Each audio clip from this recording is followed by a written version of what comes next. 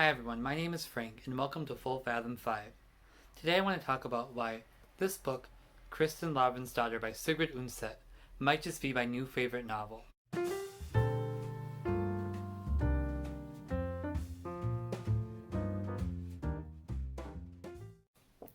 Ever since I finished this novel, I've been so excited to tell everybody else about it.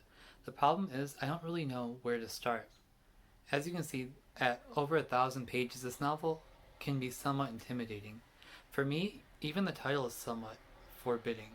Kristin Lavransdatter by Sigrid Undset. At first I wasn't even sure what was the title and which was the author.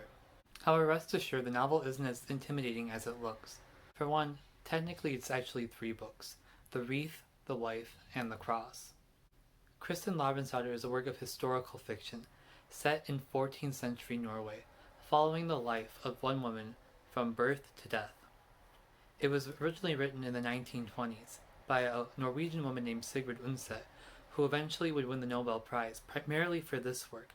However, when she first wrote this book, she was already well known for her works of literature set in contemporary Norway. Her first book that she submitted for publication took place in the Middle Ages as well, because that's always been where her passion was. Her beloved father was an archaeologist, and you can see in this book where she's inherited some of his talent for understanding not just the facts of the time, but also the mindset of people living in a different historical period from our own. When she was writing this book, which is so steeped in Catholicism and Christianity, Sigrid Undset wasn't Catholic herself. It wasn't until about 2 years after finishing the last volume of this book, The Cross, that she herself crossed the Tiber and became Catholic herself. I first heard about this book a few months ago from a friend, and when I discovered what it was about, I was shocked because I studied Western world literature at a Catholic university, and you would think that a book like this would be on the syllabus. Oddly enough, after I first heard about this from one friend, it seemed that Sigrid Undset and Kristin Lavransdatter were everywhere. Everyone had heard about it, everyone had read it, or everyone was going to read it. And yet, in a certain way, it seems that Kristin Lavransdatter has disappeared from the American bookshelf, as the introduction to this book observes. Thanks to this new translation by Tiina Nunnally, that seems to be changing. I have to admit that when I first started reading this book, I stopped after about 40 pages because the pace was just so slow. When I picked it up again a few months later, I was sucked in by the traditional romantic plot that seemed to be unfolding in the novel. However, I realized that something else was slowly but surely unfolding in this book that appealed to me on a deeper level. As I said before, this book takes place in Norway in the Middle Ages, back when it was still a very Catholic country. Early on in the story, young Kristin goes on a journey with her father, leaving for the first time the small village in which she has grown up. Along the way, she meets a Franciscan friar named Brother Edvin, and they share an enchanting dialogue about so many things. For me, it was refreshing to see a priest portrayed in a positive light. But deeper than that, Kristin's relationship with Brother Edvin was pointing to something more fundamental to this book. As I said before, once I heard about Kristin Lavransdatter, she seemed to be everywhere.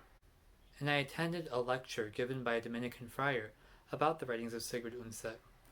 Speaking about Kristin Lavransdatter, he said that one of the keys to understanding this hefty tome is understanding that this book is as much about Kristin's father as it is about Kristin herself. Kristin's intimate relationship with her father, Lavrans, is evident from almost the first page.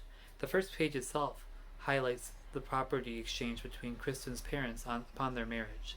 Fascinating, I know. But again, it shows the fundamental importance of family, and particularly Kristin's father, to this book.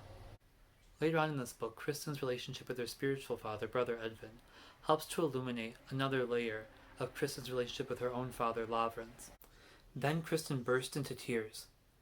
"We have done so much wrong to come this far, and worst of all is this gnawing at my heart that I have caused my father such great sorrow. He's not happy about this either, and yet he doesn't know. If he knew everything, then he would surely withdraw all his affection from me." "Kristin," said Brother Edvin gently, "don't you understand, child, that this is why you must never tell him, and why you must not cause him any more sorrow? Because he would never demand penance from you. Nothing you do could ever change your father's heart toward you." I don't want to give too much context to this scene because I don't want to spoil this wonderful book. But suffice it to say, in this scene, we see that Kristin is feeling in her heart the pain of the prodigal son when he realizes the wrong he has done towards his father and is contemplating going home. Indeed, one of the most moving parts of this book is when Sigrid Undset explicitly quotes the parable of the prodigal son. "I will rise up and go to my father," she says. The correspondence between Kristin's relationship with her biological father Lavrans and God the Father is made explicit towards the very end of the book. This is an exchange between Kristin and yet another spiritual father. "You love God the way you loved your father, not as much as you loved your own will, but still enough that you always grieved when you had to part from him. And then you were blessed with having good grow from the bad which you had to reap from the seed of your stubborn will." Finally, I was struck by the use of patronymics throughout this book. Kristin Lavransdatter literally means Kristin, daughter of Lavrans, so whenever you say the name of this heroine, you are identifying her in relation to her father. Further, Kristin, the name, comes from Christ, which might further identify Lavrans with God the Father in the eyes of Undset. Even though I've been focusing on the theme of fatherhood in this book also has some beautiful meditations on motherhood because we follow Kristin throughout her entire life, through motherhood. For me, this is one of the first books I read that seemed to convincingly portray an adult character. As I said, we follow Kristin throughout her own life, and as she grows into adulthood, she has to deal with the consequences of her actions and accept her limitations. Some people complain that this book is too much about people focusing on feeling guilty for something that they've done many years ago, but I think that's precisely the point of this book. It's not a book about feeling guilty, but it's a book about forgiveness. And the reason that Kristin feels so guilty about something she did wrong so long ago is because she's still struggling to forgive herself, and consequently is having trouble forgiving other people in her life, especially those she feels has drawn her into doing the bad thing in the first place. At one point in the book, Undset describes how Kristin struggles to pray the Pater Noster, or the Our Father, the part where she says, "Forgive us our trespasses as we forgive those who trespass against us." But when she stood before the cross, whispering her Pater Noster, and she came to the words, "Sicut et nos dimittimus debitoribus nostris," then she would feel her heart harden, the way a hand clenches into a fist to strike. No!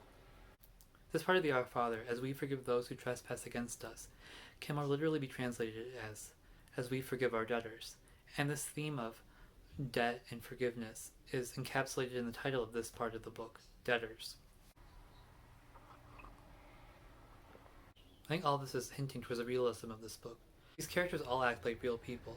For me, one of the most authentic parts of this book is the way that Kristin sins and then repents of her sin, and then commits the same sin again, and repents again, and even though she seems to grow, sometimes she seems to fall back again. And for me at least, that seems to be the way life is. Even when I repent of a sin, I still find myself struggling not to fall into the same sin again. I think this realism is also why this is possibly one of my new favorite books. The previous contender for that title was Anna Karenina by Leo Tolstoy. Tolstoy is also known for his realism. One person said that if the world could write itself, it would write like Tolstoy. And I agree with that quote to a certain extent. In reading the scenes from Tolstoy's works, you have the sense that nothing escapes his observation. And yet when he tries to draw conclusions from these observations, sometimes he's wildly off the mark. Additionally, Tolstoy seems to idealize his characters too much. I especially realize this when comparing the character of Kitty Levin and her motherhood from Anna Karenina to Kristin's motherhood in this book. There's one part, and hopefully not the only part of this book, where things seem to be going well for Kristin as a wife and mother, and that reminded me of the entirety of Kitty's motherhood in Anna Karenina. And I realized that the more realistic of the two was Sigrid Undset's portrayal. And yet this book isn't more realistic because it has bad things happen to Kristin. Any writer can make bad things happen continuously to a character, or kill off major characters. Instead, this book is realistic because it seems to embrace all the good and bad life it has to offer. And as one blogger observes, maybe we feel so keenly the pain of the bad things that happen to Kristin in this book because we've had similar things happen to ourselves. The world portrayed in Undset's Kristin Lavransdatter is realistic because it's not a world of meaningless chaos, but rather a world created by a loving father who allows his children to act as they will, but will never cease to tug at their hearts through grace. So many parts of this book broke my heart, but I can't help but feel that the reason Undset allows her readers' hearts to be broken is so they can be put back together in a way better than they were before. Thank you all for watching, and I hope you get a chance to take a break from YouTube and read a book today. Bye!